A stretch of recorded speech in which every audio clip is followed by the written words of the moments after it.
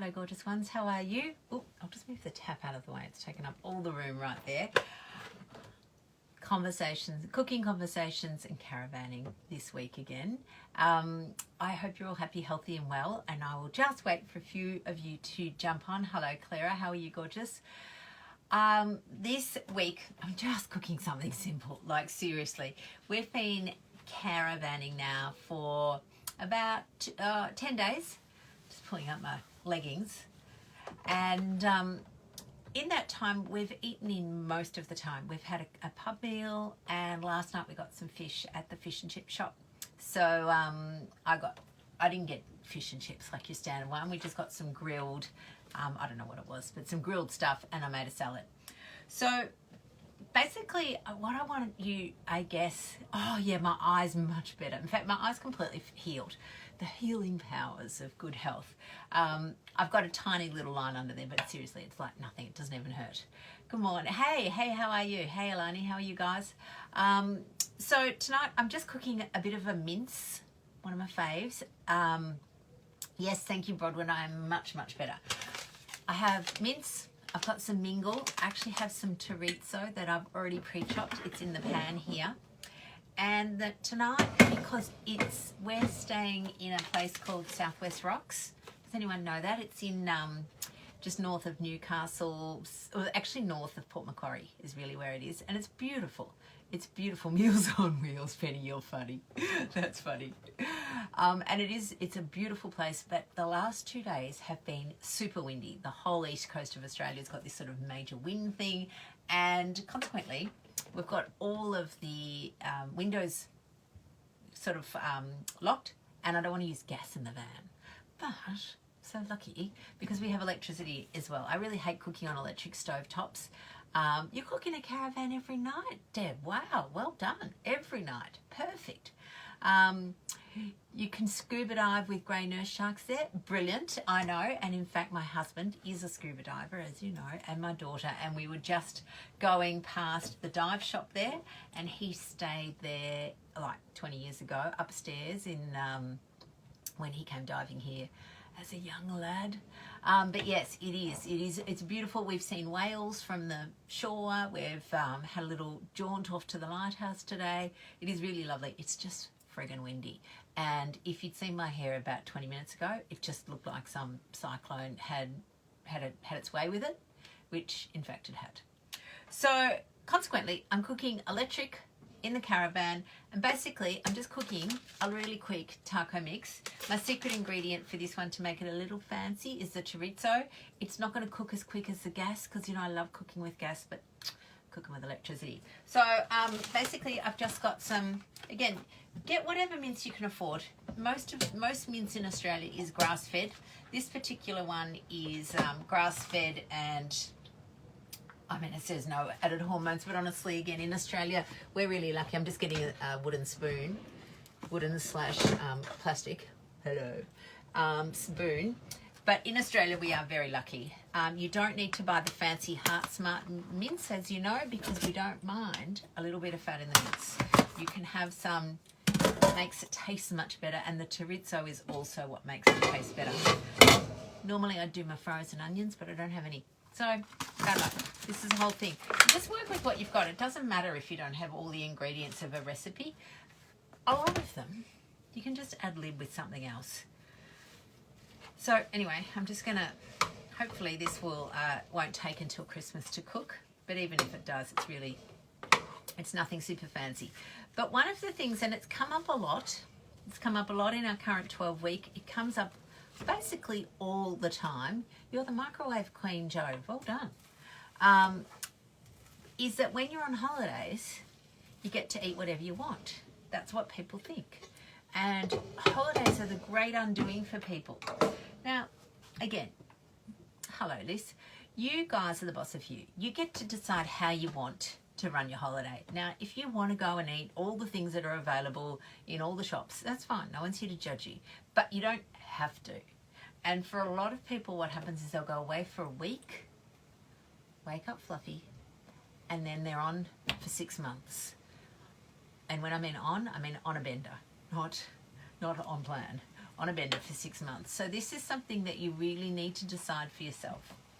Now, this year, my hubby and I are doing quite a lot of traveling. Well, you know, for weekends and weeks here and there. And, you know, again, the old me probably would have gone, ooh, holidays, let's have cake. Because, you know, it was kind of like, oh, you've just put the taco lasagna in the oven, Chris. Brilliant. Well, this is basically the taco bit without the meat things. Although, as I said, with my secret ingredient of chorizo. But it's a really important thing to recognise that our brain thinks that holidays and weekends sometimes, does anyone else have this, where they're sort of on plan all week, and then on the weekend their brain goes, oh goody, I'm going to kick up my heels and just do whatever I want. And again, this is the thing to recognise. You are the boss of you can do whatever you want, but if doing whatever you want isn't serving you well, isn't helping you with your plan, then maybe you have to reconfigure, rethink what you want. Because that saying of you can have your cake and eat it too, it's actually not true. You can't. There are very, very few people, and in fact, I don't know any really, who can eat whatever they want, whenever they want, without any consequences. And I know that we've always got that. Oh, Joanne's your stepdaughter. Hello. Oh, your granddaughter. Tripping around Australia. Oh, wow. God. Now we've got a whole family affair. I love that. 3 generations. You gave it a technical name of receding, so you don't feel guilty. Again, you get to decide whatever you want, but if what you're doing isn't working for your long-term plans, that's when you actually have to have a bit of a chat with yourself. It doesn't mean you have to beat yourself up and berate yourself and tell yourself you're useless and hopeless. But what it does mean is that this is a great opportunity to refeeding. I'm going yes, refeeding. A great opportunity to revisit the stories in your head and to decide if those stories in your head are actually true or not true. Oh, my pan's sizzling here. You can't hear it probably. Yes, weekends. It's some people. Honestly, I see this a lot. People come in, they go, oh, I haven't lost any weight for months. I'm so good. And I go, oh, well, you know, obviously we don't always talk about good and bad, but tell me what you're doing. And they go through their plan, and it's really, you know, lots of low carb food, lots of high protein during the week. And then they go, oh, and of course on the weekend, you know, you've got to live. And then actually on the weekend, they're really going to town. And it's just their brain tricks them. Their brain says, well, you know, it's the weekend. I've worked hard all week. I deserve it. It's the weekend. It doesn't really matter. It's the weekend. Everyone else is eating whatever they want. And what I want to tell you is that on the weekend, I eat the same stuff as what I eat during the week. When I'm on holiday, I eat the same stuff as what I eat at home. The difference, there's a few differences. And in particular, I eat low-carb real food when I go to a restaurant, because the treat, if you like, is not having some high-carb piece of cake. The treat is that someone else is making it for me, that I don't have to stand here and stir the pot, that I don't have to get the thing out of the oven. I know, it's very handy, my microphone. So probably won't use it once I've given the meat a bit of a stir. So you can reframe anything you want. You can reframe the cafe. You can reframe the idea that going out for dinner doesn't mean you have to have dessert. If you really want to, then that's up to you. But if having the dessert is going to, and if you go out 3 times a week, hello Dorothy, then probably having dessert 3 times a week isn't going to help you with your long-term plans. Again, you get to decide.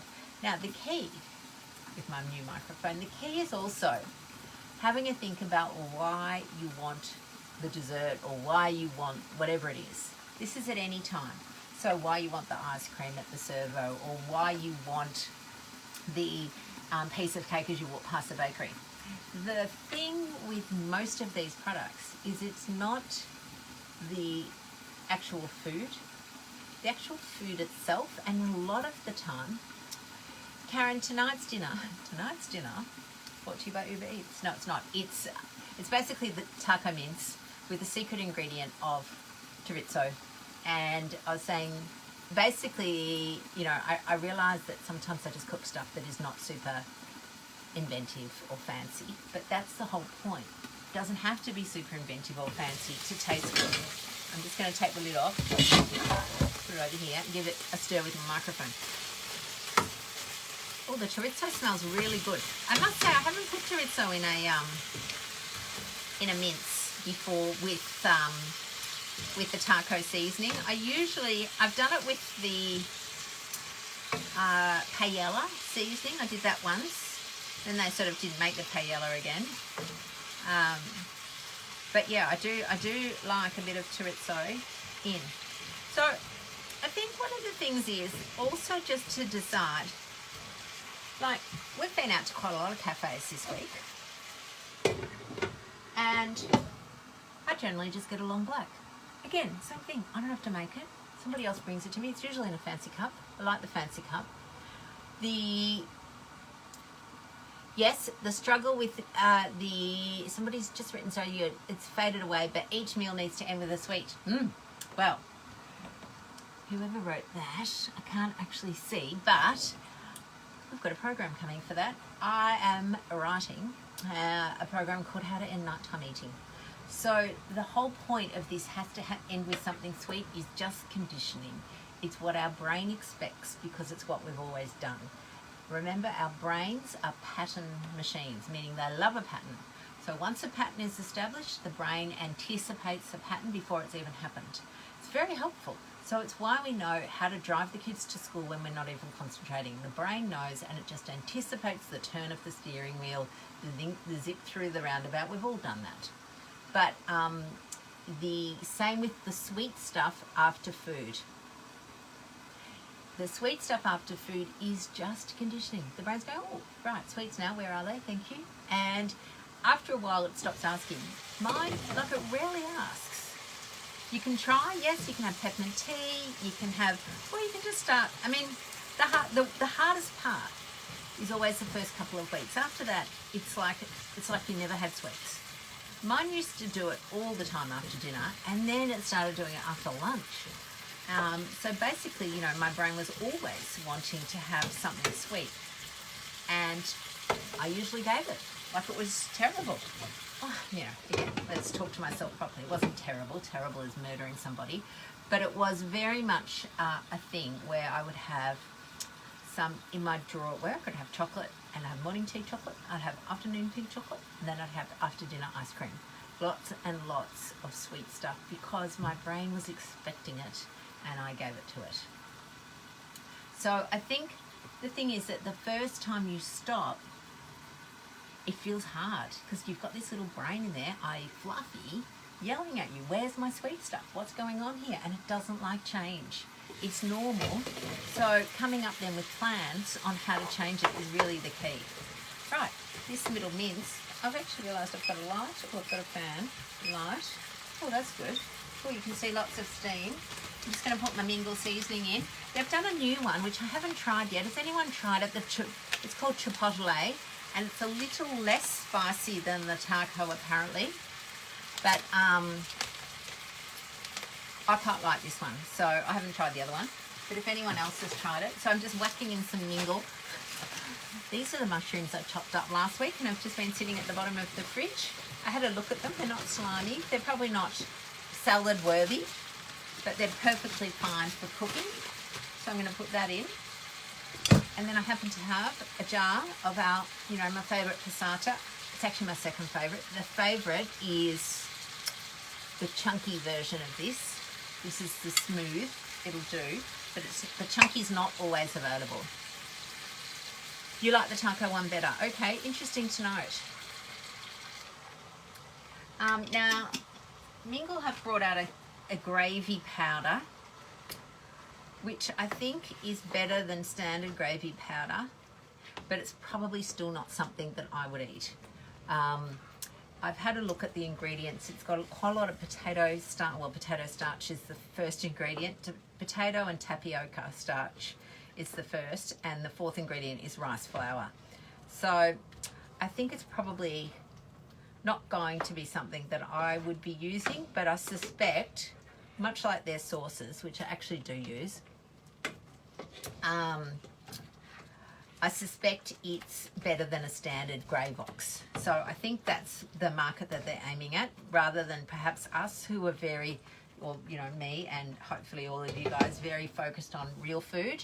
I think they're looking at trying to sort of move people off the grey box market, and it's certainly a much better alternative than that. Oh, good. You got the chipotle. That's all right. So Susan is one of our Momentum members, and Real Life Medicine, you'll see it this month. We've just turned 2. Huzzah! We're the parents of toddlers, Mary and I. And so we're having a birthday month. So for our Momentum members, they're the people who are in our monthly membership, we've sent them all a little present to celebrate. And of course, we needed something that is, you know, easy to post, in line with what we want to do. So we sent them all a little few sachets of Mingle to, you know, just acknowledge, I guess, their trust in us, and also just because, you know, it's fun and we want to make things fun. So yeah, okay, so I'm really interested to see what people think of the chipotle, because yeah, I haven't actually tried it yet, but I have this Mexican one is a firm fave.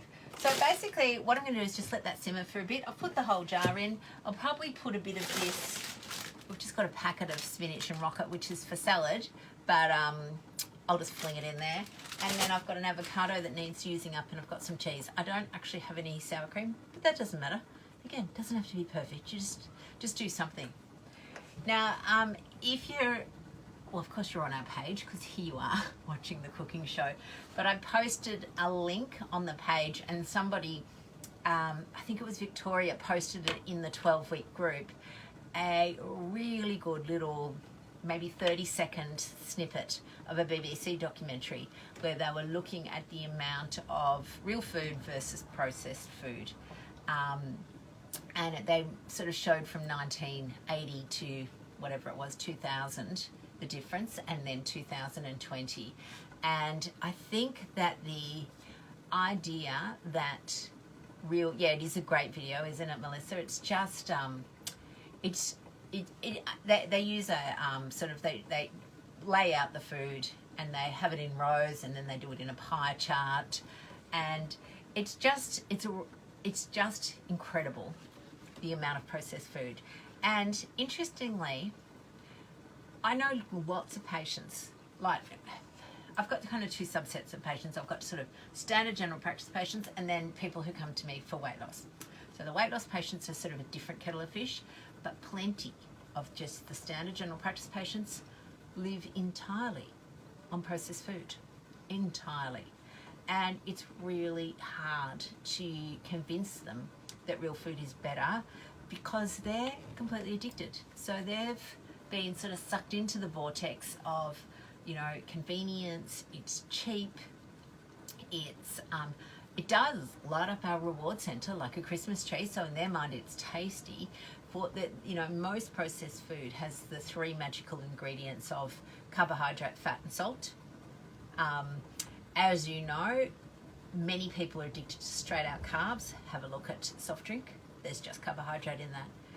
Not many people will just chow down a bottle of salt, and not many people will just chow down a bottle of olive oil. But plenty of people are drinking soft drink, which has basically sugar, water, and a bit of flavour. So it's really, really interesting. There is a great book called Hooked. Thank you, Millie, for sharing that. That sounds like a great book for me to add to my very extensive collection. So I think it's really interesting, and I think we all just, the one thing we can do, and the one thing I guess I've softened my stance somewhat in, well, I guess we haven't really, so Mary and I, our big thing first is real food. Go real food. That is the one thing you can do for your health. And by real food, I don't mean packets of flour and sugar and making your own cake. It's better than buying a cake from Subway, but flour these days is still highly refined.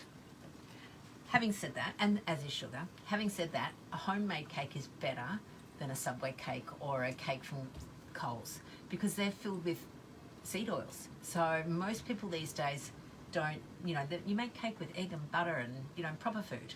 So there is certainly a difference.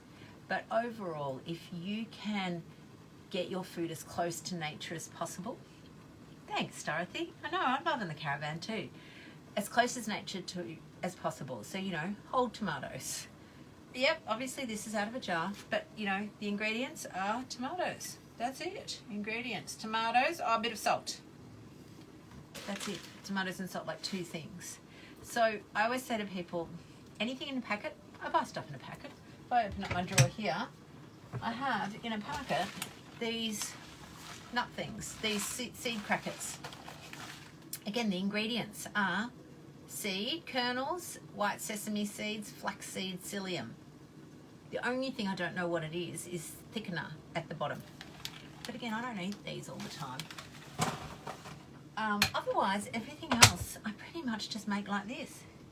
You know, yep, get out some meat, put some potato in, shove in some spices, huzzah. So that's the first thing I really wanted you to make sure. You love those crackers. Yeah, they're good. And this is the one thing that we probably are doing on holidays that I don't normally do, is cheese and crackers. And in fact, we've had that for dinner quite a few times. Last night we had that. We had cheese, those seed crackers, some ham, avocado, like just a little picky plate. We'd had a big brunch, and frankly, I just wasn't feeling, I just wasn't hungry enough to go out to out for dinner. Oh, good, Dorothy, you got the mingle too. I know, we are super proud of turning 2, and I think in this day and age there are plenty of businesses that have not survived COVID and various recessions and all of those things. So, you know, for Mary and I, it is an achievement. Again, as we say, we're not business women. We have never really run a proper business before, but we're learning. We're seeking counsel. We're getting educated, and we have a coach, just like all of you lovely peeps who are in our memberships or who are just watching along for the ride. That's really the secret. And I think people often have said to us, you know, what is your secret? And you know, basically I think our secret is just that we're real, that our name, Real Life Medicine, it's like it's so authentic to us. So yeah, I think it's been really good. Oh, thank you, Lee. So I had another little point I was going to make, and I've just lost my train of thought, but that's all right. It'll either be something super important or it won't be. So I think that's really they're the 3 things. So this is pretty much done. That's it. Like, it's so quick. It's I might just take the lid off and let it reduce a little bit, just because the sauce is a little I should probably put the fan on a bit more.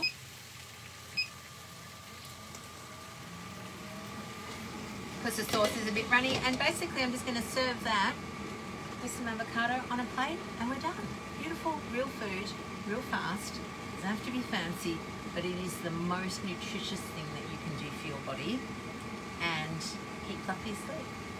All right, beautiful peeps, thank you. Oh, yes. How could I forget? The thing I wanted to share with you. We have been watching Ted Lasso. Has anyone else watched that? You probably all have. We're a bit late to the party. But oh my God, it's such a heartwarming show. We are totally loving it. Oh, Karen must know Nifu, I think, saying hello. But if you haven't watched Ted Lasso, it's on Apple. I had to subscribe for a month or something. Just fun, great characters. You love it too, yes. And here's something. I realised this week that I am so late to the party on Baby Shark. So I was singing there's this little sort of anthem in there that goes, Jamie, tap, tap, tap, tap, tap. Anyway, I was saying to my hubby, I've got this stuck in my brain. And he started sort of referencing Baby Shark, and I have no idea what he's talking about. So then he Googles, and I found out that it is the most downloaded YouTube ever. I'm thinking, how do I not know this? I don't think I've been under a rock. Do you guys all know Baby Shark? And I just thought, oh my God, I don't know what. Yes, what? Oh, Ted Lasso, it's called, Lee. So Ted is his first name, Lasso, weird, sort of unusual surname, Lasso. Surname, only on Apple, I think. Very, very good series. And yes, just lots of, yes, oh, yeah, the Baby Shark song. Anyway, of course now it's stuck in my brain too. Yes, you hate that. You hate Baby Shark or Ted Lasso? Hopefully, yes. Hopefully you all sorry, I'll probably put it back in there. You've got a 5-year-old, yes. I suspect it's one of those sort of young kid songs that people get stuck on. There was some song a couple of years too, again, about, I think it was to do with railway suicide crossings or something like that, another little jingle that got in there. Oh, you know Baby Shark probably. My God, yeah, everybody knows Baby Shark except me. Anyway, now I do too. All right, lovelies, that's it. Have a wonderful evening. Take care, and we'll see you soon. Bye, darlings.